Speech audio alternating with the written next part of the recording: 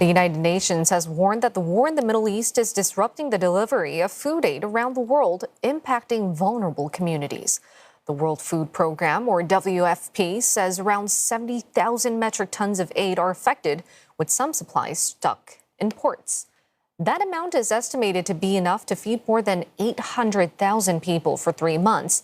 The agency says that it does not ship food through the Strait of Hormuz, but disruptions are driving up fuel costs, affecting shipping routes worldwide and delaying vessels.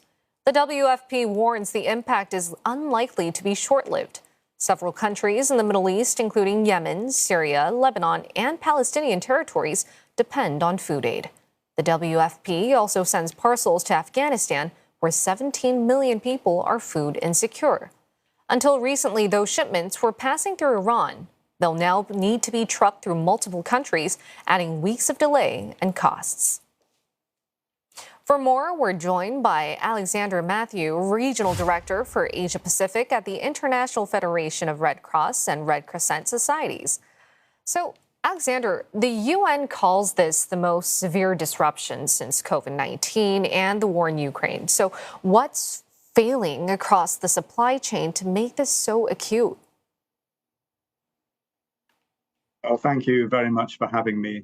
I think it's two things, really. The cost of delivering aid has increased, and the length of time it takes to deliver the aid has increased.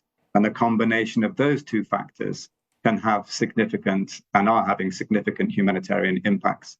When I think you've covered some of this in your previous reports, the cost of shipping has gone up between 70 and 300% because of rerouting, congestion, insurance costs.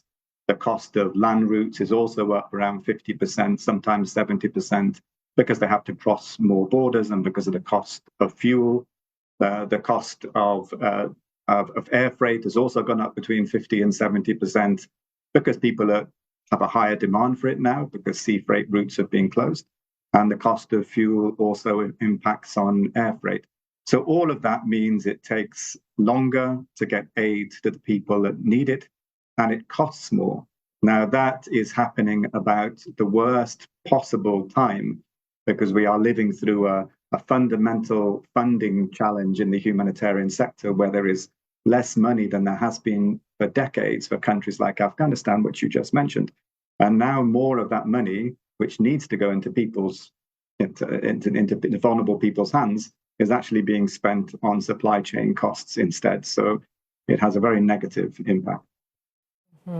And we've reported that even though that the shipping isn't going through the Strait of Hormuz, aid operations are still being hit. So what are the key knock-on effects driving these disruptions?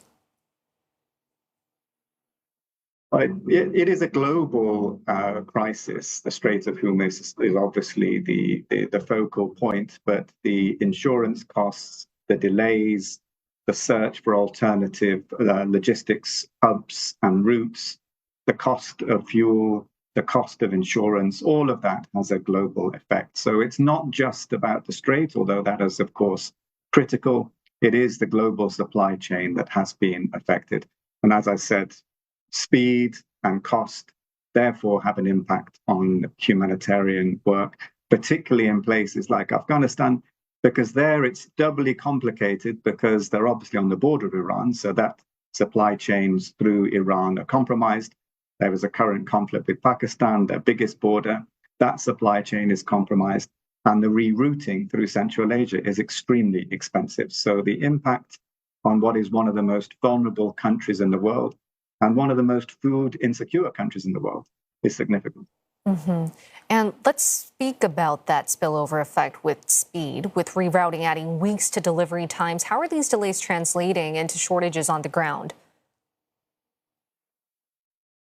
Well, it's not just about the supply chain. If we focus on these most complex emergencies like Afghanistan or Cox's Bazar or Myanmar, this is also related to the fact that there is a crisis of funding in the aid sector at the moment, and appeals that were covered reasonably well 3 or 4 years ago are now hardly covered at all, which means the majority of people who need assistance are not getting it.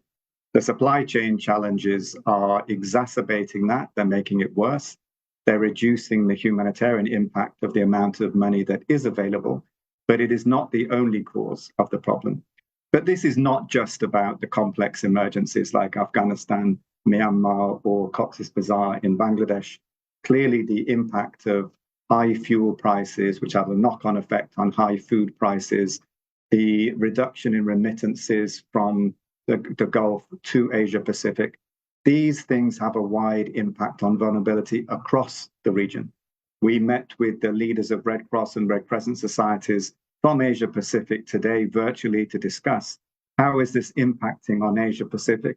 And they all had similar stories to share about the painful impact on the most vulnerable of the cost of fuel, the cost of food, and the loss of remittances. And tell us, if the situation drags on for months, and you mentioned that you've met with aid agencies across Asia Pacific, how would your agency have to adopt, and what compromises are likely?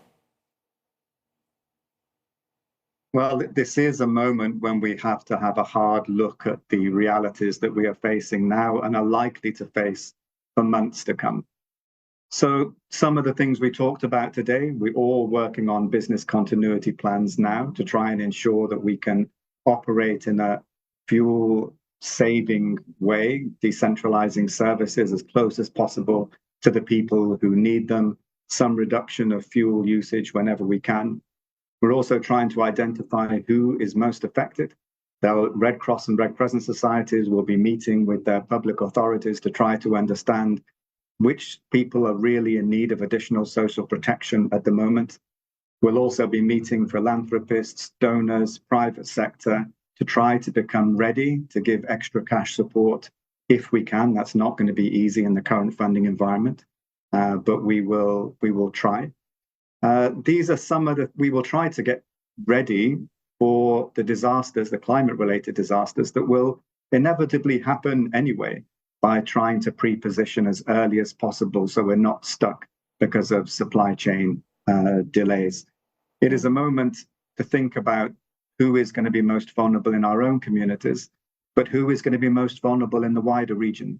And again, I will highlight Afghanistan, Myanmar, and Bangladesh, as particularly Cox's Bazar in Bangladesh, as places where there is an urgent need for solidarity and assistance, which is even greater because of the knock-on effects of the crisis in the Middle East. And when delays like this cross the line into a full-scale hunger crisis, how can we examine how close we are to that actual point? Well, I'm afraid we can expect to see pockets of hunger and malnutrition across the region, because those families who were already vulnerable and just about coping will suffer most from the increase in food prices and fuel prices. And just one example, tuk-tuk drivers, for example, the cost of their buying fuel is so high, it'll be a loss-making business. They probably were saving very little anyway, just about scraping enough to survive each day. People like that could be extremely vulnerable. But the parts of the region that hunger could tip over to famine, the parts that the International Federation of Red Cross and Red Crescent societies are most concerned about, they would be primarily Afghanistan, because anyway, food insecurity is extreme. Anyway, over 5 million people have crossed the border from Pakistan and Iran over the last 2 years, exacerbating vulnerability in the country. And as I said, the supply chains are particularly disrupted there. Cox's Bazar would be another, the largest refugee camp in the world. People are not allowed to work, therefore they are totally dependent on aid. If that aid is cut or even reduced, it can have a significant impact on malnutrition and hunger. So those will be the places that we will concentrate the majority of our attention on. But it is a much bigger problem than that for vulnerable people all around the Asia-Pacific region. A dire situation that requires much urgent and immediate measures. Thank you so much. That was Alexander Matheou, Regional Director for Asia Pacific at the International Federation of Red Cross and Red Crescent Societies.